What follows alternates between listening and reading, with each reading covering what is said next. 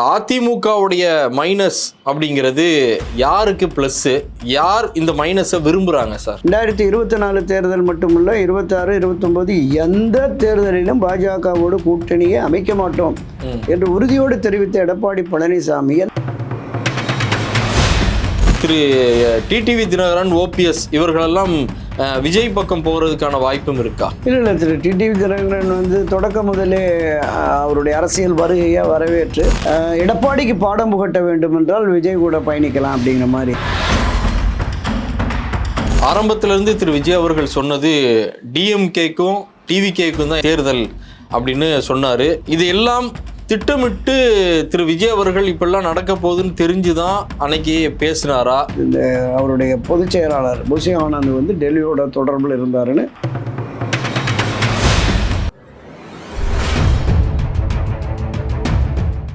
மாற்றுக்குரல் நேயர்கள் அனைவருக்கும் வணக்கம்.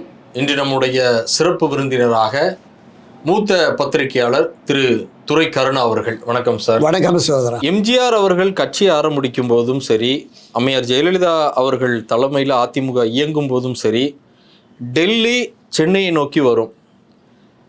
ஆனால் இன்னைக்கு சென்னை எடப்பாடி அவர்களுடைய தலைமை டெல்லியை நோக்கி போகுது. அதே போல தொடர் தோல்வியை சந்தித்த எடப்பாடி அவர்கள் இந்த அதிமுகவுடைய மைனஸ் அப்படிங்கிறது யாருக்கு ப்ளஸ்ஸு, யார் இந்த மைனஸை விரும்புகிறாங்க சார்?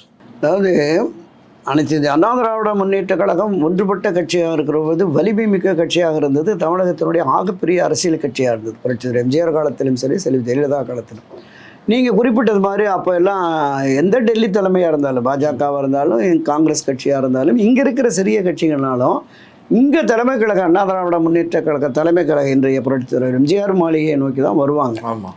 அப்போ இது வலிமை குன்றிய நிலையில் இருப்பதால் திரு எடப்பாடியை டெல்லிக்கு தூக்கிட்டு போய் அவங்க உடன்பட வச்சுட்டாங்க அப்படிங்கிறது யதார்த்தம். அதில் எந்தவித மாற்று கருத்துமே இல்லை. 2023 பாஜகவிலிருந்து வெளியேறி 2024 தேர்தல் மட்டுமல்ல, 26, 29 எந்த தேர்தலிலும் பாஜகவோடு கூட்டணியை அமைக்க மாட்டோம் என்று உறுதியோடு தெரிவித்த எடப்பாடி பழனிசாமி என்ன நிர்பந்தத்தில் டெல்லி போய் இந்த உடன்பாட்டை பண்ணார்னு தெரியல. பல்வேறு விமர்சனங்கள் இருந்தாலும் ஒரு பலகீனமான நிலையில் இருக்கிறதுனால தான் இப்படிப்பட்ட நிலை. அதனால தான் அவங்க சொற்படி கேட்டுன்னு. இதையும் தாண்டி எடப்பாடியை தவிர்த்து இங்கிருந்து விலக்கி வைக்கப்பட்டவர்களுமே ஒன்றிணைய வேண்டும், ஒன்றிணைப்பதற்கான முயற்சியை அதே பாஜக தான் செய்யுது அப்படின்னு செங்கோட்டையன் வரைக்கும் சொன்னாங்க. இப்போ அந்த நிலைப்பாடு என்னன்னு தெரியல. திரும்பவும் இன்னும் அமித்ஷா திரு டிடிவி தினகரன், திரு ஓபிஎஸ் ஆகியோரெல்லாம் சந்தித்து அவங்க என்டிஏவிலையோ அல்லது அதிமுகவிலையோ ஒருங்கிணைக்க வாய்ப்பு இருக்குங்கிற மாதிரியான பேச்சு இருக்குது. இது கொஞ்சம் கொஞ்சமாக இந்த பலகீனமான நிலையில் வருவது என்பது ஏற்கனவே ஒரு 4 சட்டமன்ற உறுப்பினர்கள் பிஜேபியில் இருக்கிறாங்க. இப்போ 40க்கும் மேற்பட்ட இடங்களை கேட்குறாங்களாம். ஸோ ஒரு அழுத்தம் கொடுத்து இன்னொரு 10-15 எம்எல்ஏக்களை கொண்டு 2019 நாடாளுமன்ற தேர்தலில் ஒரு எம்பி சீட்டுகளும் கூடுதலாக பெறுவதற்கு என்பது பாஜகவுக்கு இடம் கொடுக்கிறது அதிமுக அப்படிங்கிற மாதிரி தான் நம்ம பார்க்கலாம். இப்போ 4.5 ஆண்டு காலம் டிடிவி அவர்களை இணைப்பதற்கு முயற்சி பண்ண அது நடக்கலை. அதே போல் டிடிவி தினகரன் அவர்கள் இப்போ சமீப காலமாக எடப்பாடியுடைய தலைமை நாங்கள் ஏற்றுக்கிட மாட்டோம், அவர் முதல்வராக நாங்கள் விரும்ப மாட்டோங்கிறதுல தெளிவாக சொல்கிறாருன்னா, வரக்கூடிய தேர்தலில் டிடிவியுடைய பங்கு எடப்பாடியினுடைய அந்த தலைமைக்கு இருக்காதுங்கிறத நம்ம 100% அவரே தெளிவு சொல்லலாம். இப்போ திரு டிடிவி தினகரன், ஓபிஎஸ் இவர்களெல்லாம் விஜய் பக்கம் போகிறதுக்கான வாய்ப்பும் இருக்கா? இல்லை, திரு டிடிவி தினகரன் தொடக்க முதலே அவருடைய அரசியல் வருகையை வரவேற்று பாராட்டினதை நம்ம பார்த்தோம். திரு ஓபிஎஸ் அவர்களுமே விஜய்க்கு எதிராக இது வரைக்கும் எந்த கருத்தும் சொல்லலை. திரு ஓபிஎஸ் அவர்களோடு பயணிக்கிற அந்த அண்ணா திராவிட முன்னேற்ற கழக உரிமை மீட்பு குழு என்ற உரிமை மீட்பு கழகமாக மாறியிருக்கிற அந்த அமைப்பிலையும் பெரும்பான்மையோர் எடப்பாடிக்கு பாடம் புகட்ட வேண்டும் என்றால் விஜய் கூட பயணிக்கலாம் அப்படிங்கிற மாதிரி இருக்குது. வருகிற 10ஆம் தேதி, டிசம்பர் 10ஆம் தேதி திரு எடப்பாடி தலைமையிலான அந்த பொதுக்குழு கூட்டத்தில் என்ன முடிவெடுக்க போகிறார்கள், அந்த முடிவை பார்த்துட்டு டிசம்பர் 15 அறிவிப்பானார். அப்போ திரு ஓபிஎஸ் என்ன சொன்னார்னா, அவருடைய சர்வாதிகார போக்கால், தான் தோண்டித்தனமாக எடுத்த முடிவால் கட்சி தொடர்ந்து இந்த மாதிரி வருது. 15 டிசம்பருக்குள்ள ஒரு சரியான முடிவு வரலைன்னா அவர்கள் திருந்தாவிட்டால் திருத்தப்படுவார்கள் அப்படின்னு சொன்னார். இப்படி சொன்ன செங்கோட்டையன் தான் இன்னைக்கு அதுதான் சொல்ல வர. இப்போ அவருடைய நிலைப்பாடு என்பது வேறு. அவர் அங்கிருந்து வெளியேற்றப்பட்ட உடனே அண்ணா திராவிட முன்னேற்ற கழகத்தின் அடிப்படை உறுப்பிலிருந்து வெளியேற்றப்பட்ட உடனே அவர் ஒரு தனி இதை கட்டமைக்கலை. ஏற்கனவே இருக்கிற கட்டமைப்போடு இணைந்தும் அதற்கான முன்முயற்சியில் ஈடுபடுவோம் என்கிற அந்த பார்வையும் அவருக்கு இல்லை. திடீரென உணர்ச்சி வயப்பட்டு நம்ம ஏமாற்றிய பாஜகவுக்கும் எடப்பாடிக்கும் நாம் பாடம் புகட்டணும் அப்படின்னு அங்கே போய் சேர்ந்துட்டார். ஆனால் இவர் கடந்த 3-4 ஆண்டுகளாக இந்த அமைப்பை கட்டமைத்து மாநில, மாவட்ட, நகர, ஒன்றிய நிர்வாகிகள்னு போட்டு பல ஆயிரக்கணக்கான இவரோட பயணிக்கிறாங்க திரு ஓபிஎஸோட. அவங்களுக்கான ஒரு அடையாளமாகத்தான் இந்த 15ஆம் தேதி சொல்லியிருக்கிறாரு.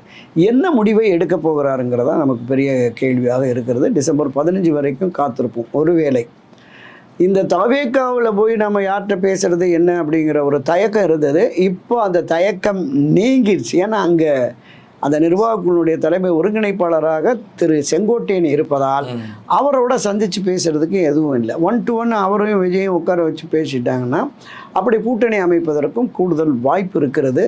என்ன நடக்க போகுதுங்கிறது நம்ம டிசம்பர். இறுதியாக ஒரே கேள்வி.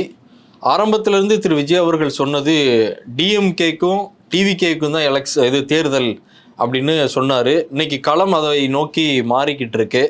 இது எல்லாம் திட்டமிட்டு திரு விஜய் அவர்கள் இப்பெல்லாம் நடக்க போகுதுன்னு தெரிஞ்சுதான் அன்னைக்கு பேசினாரா, அல்லது திரு விஜய் அவர்கள் மீதும் அதற்கு பின்னாடி டெல்லி இருக்குங்கிற மாதிரியும் சொல்றாங்க. உங்களுடைய பார்வையில் அது என்ன சார்? இல்லை, தவேகா தொடக்க காலத்தில் இது மாதிரியான வதந்திகள் நடந்தது. வதந்தியாக உண்மையாக நமக்கு தெரியாது. தவேகாவுடைய பதிவுக்கே மத்திய பாஜக பொறுப்பில் இருக்கிற ஒரு ஐடி விங்கு சேர்ந்தவர் தான் போனார். அங்கே இந்த அவருடைய பொதுச் செயலாளர் புஷி ஆனந்த் டெல்லியோட தொடர்பில் இருந்தாருன்னு வலைத்தளங்களில் ஊடகங்களில் தகவல் வந்துட்டு இருந்தது. அப்புறம் காலப்போக்கில் கொள்கை எதிரின்னு பாஜகவுக்கு எதிராக இவர் பிரகடனப்படுத்தி பேசினது, அதை தொடர்ந்து அவருடைய போக்கு இன்றைக்கும் பாஜக இருக்கிற இடத்துல ஒட்டுமில்லை, உறவுமில்லை, இனிமேல் இல்லை அப்படிங்கிற மாதிரியான பேச்சு வருந்தது. அப்போ ஒரு கட்டத்தில் என்ன பண்ணாங்கன்னா திரு சபரீஷன், உதயநிதி இவங்க தான் இயக்காங்க. தவேகா திமுகவுடைய பி டீமாகவும் இருக்குது. இந்த அதிமுக வாக்குகளை கொண்டு போகிறதுக்கு இவரை பயன்படுத்துகிறாங்க அப்படின்னாங்க. இப்போ நாம் அறிந்த வகையில் இப்போ இருக்கிற இந்த களச்சூழலில் பார்க்குற பொழுது இந்த இருவரில் யார் இயக்குகிறார்கள் அப்படின்னு இல்லை. ஆட்சி அதிகாரத்தில் பங்கு என்று அறிவித்து விட்டு இந்த அதிமுக பலகீனப்பட்டிருக்கிறது. இதிலிருந்து நாம் அவர்களை கொண்டு போனோம்னா நாம் ஒரு வலிமை மிக்க சக்தியாக வந்து விடுவோம் என்று கருதி தான் பிரச்சார பயணத்துக்கே பேரறிஞர் அண்ணா படத்தையும் புரட்சியர் எம்ஜிஆர் படத்தையும் கொண்டு வந்தார். இப்போ இன்றைக்கி நீங்கள் சொன்னது மாதிரி அவருடைய அலுவலகத்தில் அண்ணா, புரட்சியர் எம்ஜிஆர், அதை தாண்டி செல்வி ஜெயலலிதா படமும் இடம்பெறுகிறது என்கிற பொழுது இந்த திராவிட கட்சிகளின் அந்த பாணியிலேயே தவாக்கமும் கொண்டு தமிழக வெற்றி கழகத்தையும் திரு விஜய் கொண்டு போகிறார் அப்படிங்கிறதும் கலை யதார்த்தம் தான்.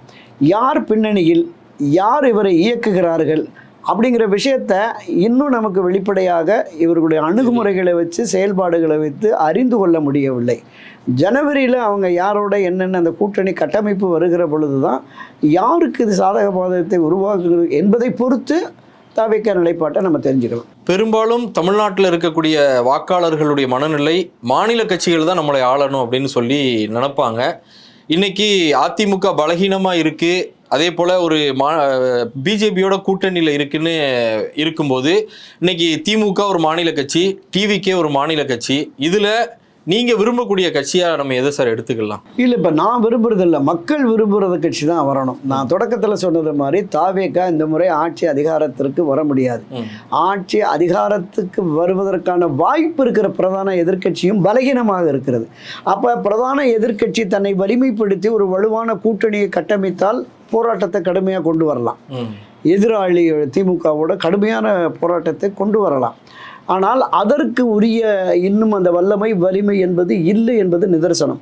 அதே மாதிரி தவேகா டிஎம்கே வெர்சஸ் தவேகா என்ற களத்திற்கு வந்தாலும் கூட இது வெற்றி பெற்று ஆட்சி அதிகாரத்திற்கு வர முடியும் என்று நம்பினால்தான் இந்த மாற்றத்தை விரும்புகிற பொதுமக்களும் வாக்காளர்களும் வாக்களிப்பார்கள். இந்த தேர்தல் அதற்கான வாய்ப்பு இல்லை என்பதால் என்னுடைய கணிப்பு மீண்டும் திமுக வருவதற்கு கூடுதல் வாய்ப்பு இருக்கு. உங்களுடைய நேரத்தையும் கருத்துக்களையும் பகிர்ந்து கொண்டதுக்கு ரொம்ப நன்றி. நன்றி சார்.